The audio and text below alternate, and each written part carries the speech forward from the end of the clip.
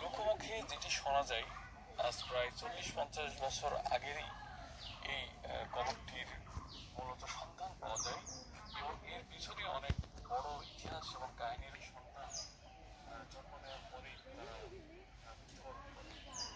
যে কারণে এইরকম সমস্যা থেকেই সেই সময়ে পাকিস্তান আমলে তখন যারা ক্রীড়া গেছিলেন তাদের শরণাপন্ন হয় এবং পরবর্তীতে আরো অন্যান্য ক্রীড়াবিদের সহযোগিতায় তারা জানতে পারে তাদের বাড়ির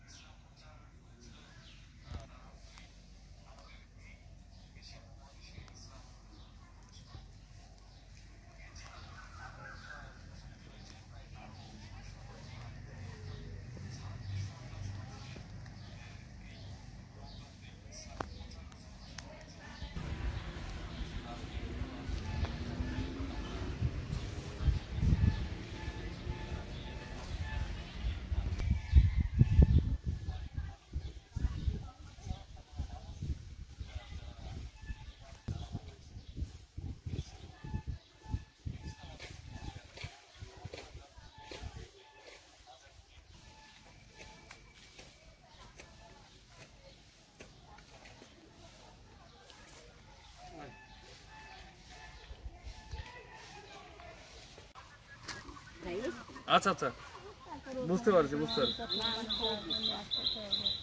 আচ্ছা ভাই বসবেন, আমি এটা নিয়ে বসবেন আপনার সাথে।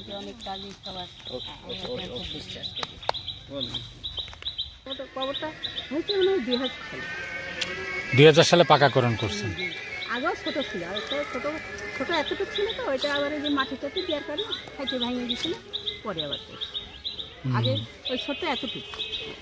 প্রথমে কবর কয় হাত করেছিলেন আপনারা? ওই মানে আপনার আব্বা বেঁচে থাকে যখন বলছে যে 17 হাত মানুষ, উনি তাই বলছে।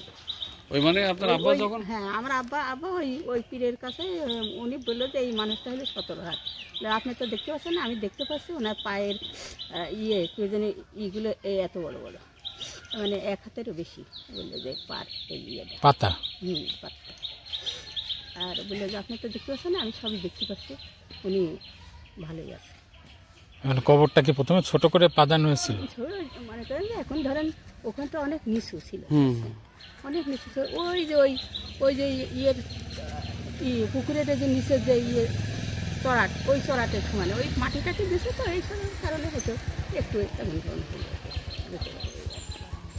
তাছাড়া ওই না এদিক দিয়ে যাওয়ার দরকার নেই। আপনি ওই দেখেন ওখানে পাকা রাস্তা আছে, রাস্তা দিয়ে ওই পাশ দিয়ে পথ আছে।